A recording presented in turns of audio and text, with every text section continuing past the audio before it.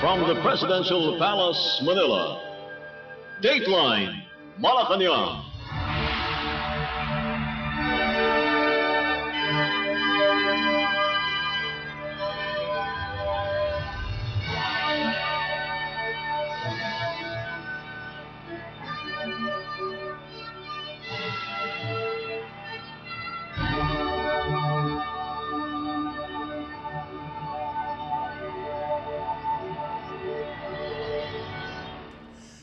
Good day. Radio Pilipinas World Service of the Presidential Broadcast Service can also be heard on shortwave broadcast through the facilities of the United States Agency for Global Media, or Voice of America, on the following shortwave frequencies: 12.020 MHz, 15.640 MHz, and 17.665 MHz. I'm Leo Magpayo, and this is Dateline Malacañang. Philippine President Ferdinand R. Marcos Jr. has flagged over 16 billion pesos in transactions linked to Silver Wolves Construction Corporation, a firm allegedly involved in anomalous flood control projects and tied to Benguet Representative Eric Yap. In a video message Tuesday, the President confirmed that the Court of Appeals, or CA, had frozen Silver Wolves' assets and properties as part of efforts to recover public funds originally intended for flood control projects. President Marcos noted that most of the firm's 16 billion peso transactions were connected to Department of Public Works and Highways, or DPWH, projects, including unfinished flood control works in La Union. The Ombudsman earlier identified Yap as the beneficial owner of Silver Wolves, though he reportedly divested years ago. President Marcos added that the CA also issued a freeze order on the personal accounts and assets of Yap and his brother, ACT-CIS party list Representative Edvic Yap.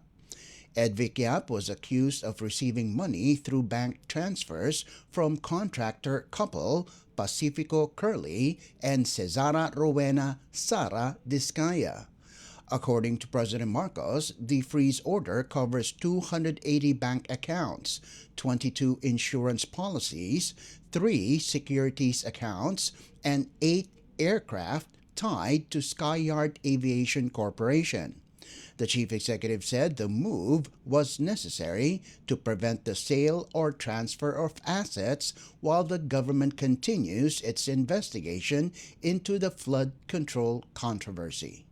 Mga kababayan ko, naglabas na ang Court of Appeals ng freeze order laban sa mga bank account, ari-arian at sasakyang panghimpapawid na may kaugnayan sa mga anomalyang flood control project na iniimbestigahan ngayon ng gobyerno. Sakop ng freeze order ang mga account at ari-arian ng Silver Wolves Construction Corporation at Skyyard Aviation Corporation, pati na rin ang mga personal account at asset ng mga individual na nasangkot sa investigasyon. Kabilang ay si Congressman Eric Yap at Edvic Yap.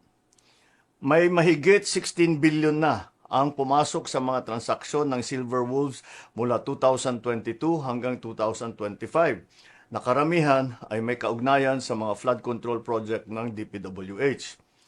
Kabuuang 280 bank account ang na-freeze, 22 insurance policy, 3 securities account, at 8 sasakyang panghimpapawid, kabilang ang mga eroplano at helicopter na konektado sa Skyyard Aviation. Kailangan natin ang mga freeze order na ito para hindi maibenta ang mga ari-arian at para maibalik natin sa ating mga kababayan ang bawat pisong pinaghihinalaang ninakaw. Meron ding 8 taga-DPWH sa Davao Occidental na nagpadala na ng sulat na sila ay magsusurrender sa NBI dahil sa hinaharap nilang mga kaso. Inaasahan na rin nating lalabas ang warrant of arrest na ni Sara Discaya itong linggong ito at hindi na rin magtatagal ang pag-aresto sa kanya. Magpapatuloy ang investigasyon. Magpapatuloy ang pagpapanagot at titiyakin ng pamahalaan na ang pera ng bayan ay maibabalik sa taong bayan.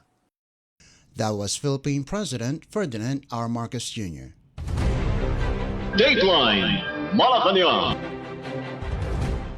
In a related story, Malacañang on Monday affirmed that Philippine President Ferdinand R. Marcos Jr. remains firm in holding accountable those behind anomalous flood control projects. Palace Press Officer Claire Castro issued the statement after Senate President pro tempore Panfilo Lacson urged Malacañang not to lose momentum in supporting the Independent Commission for Infrastructure, or ICI's mandate. Castro said the president's resolve to pursue accountability for those who misused public funds will not waver.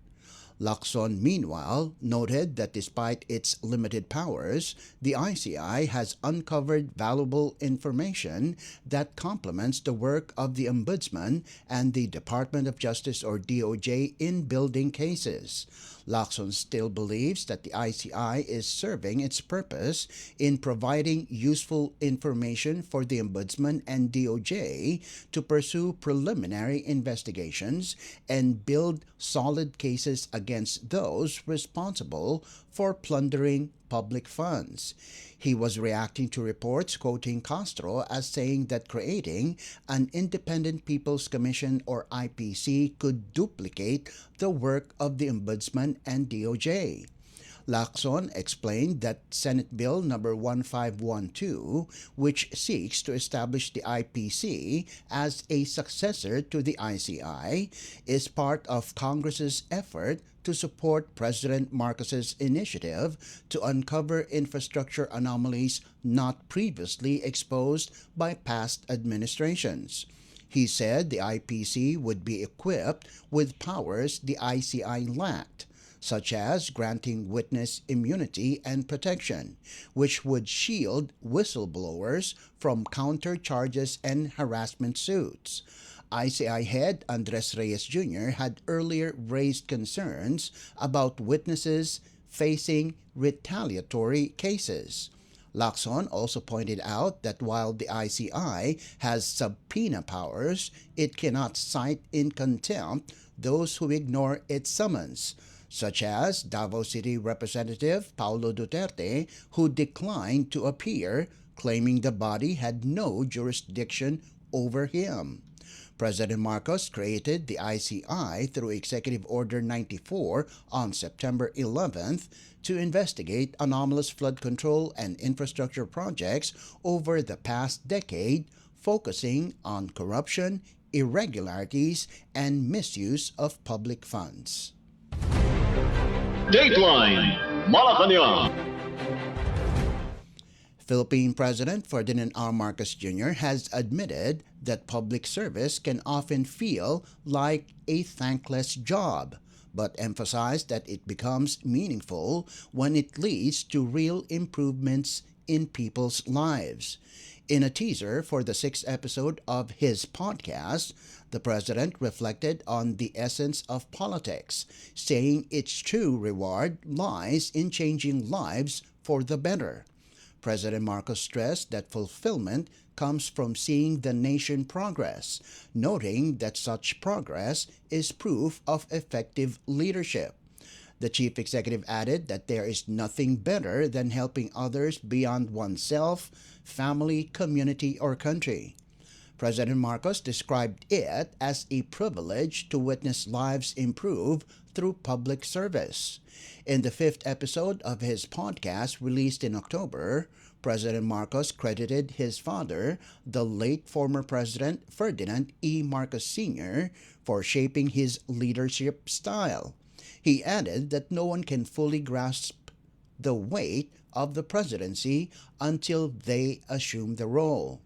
Before becoming president, Marcos Jr. held various local and legislative posts. He first served as governor of Ilocos Norte from 1983 to 1986, then as representative of the province's 2nd District in 1992.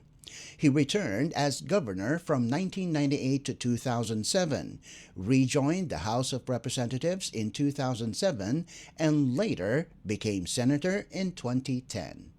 Alam nyo, dito sa palasyo, Parang puro lahat ito opisina ito.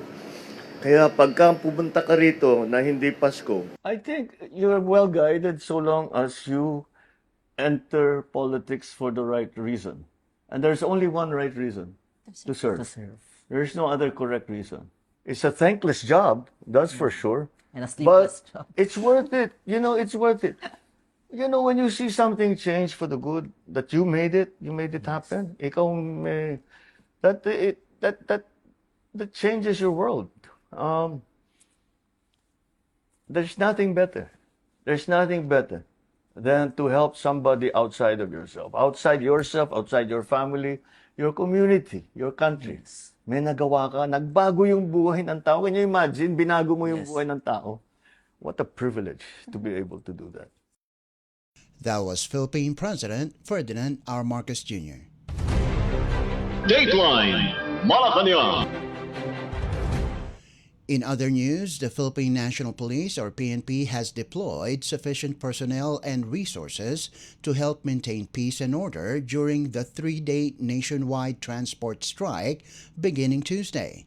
PNP Acting Chief Lieutenant General Jose Melencio Nartates Jr. said police commanders have been directed to coordinate with local government units or LGUs and other agencies to ensure a unified response and minimize the strike's impact.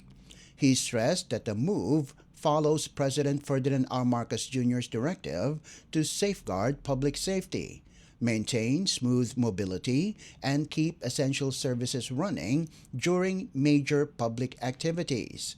Police officers will be stationed at key transport hubs, major thoroughfares, and affected routes with vehicles on standby to assist commuters facing delays or transport difficulties. Nartates assured the public that the PNP will continue working closely with transport groups and stakeholders to prevent disruptions and maintain order throughout the strike. Transport Group Manibela earlier announced the nationwide strike from December 9 to 11 to protest what it called excessive penalties and slow government processing of documents. The group has warned of a possible extension, but Nartates said the PNP security and assistance measures will remain in place for as long as needed. Past transport strikes have been conducted peacefully, with no untoward incidents reported due to close coordination between authorities and transport groups. Dateline Malacañang. Still on the PNP, Philippine National Police, or PNP Acting Chief Lieutenant General Jose Melencio Nartates Jr. on Monday ordered a full investigation into the killing of broadcaster turned counselor Jerry Campos in Surigao del Sur province. The directive follows President Ferdinand R. Marcos Jr.'s call for swift and thorough probes into cases involving public servants, journalists, and civilians to uphold the rule of law and protect citizens' rights. Campos, a former director of Radio Mindanao Network and manager of Radio Serbato in Butuan City, was fatally stabbed on Saturday while walking near a gasoline station in the village of Santa Cruz. He later won a seat in the Marihatag Municipal Council. Police arrested the 42-year-old suspect the following day, but Nartates said investigators must establish the motive and determine if others were involved. He reaffirmed the PNP's commitment to protecting residents and members of the press, stressing that violence and impunity against journalists will not be tolerated. Nartates also urged the public to share information that could aid the investigation, emphasizing the importance of community cooperation in solving crimes and maintaining peace and order. Dateline Malacañang. On the lighter side, Manila Archbishop Jose Cardinal Advincula urged the Catholic faithful to turn to the Blessed Virgin Mary amid life's uncertainties and challenges. describing her as a testament to God's grace. In his homily during the Fiesta Mass for the Feast of the Immaculate Conception at the Manila Cathedral on Monday, Advincula reminded those facing adversity not to lose hope and to seek Mary's intercession.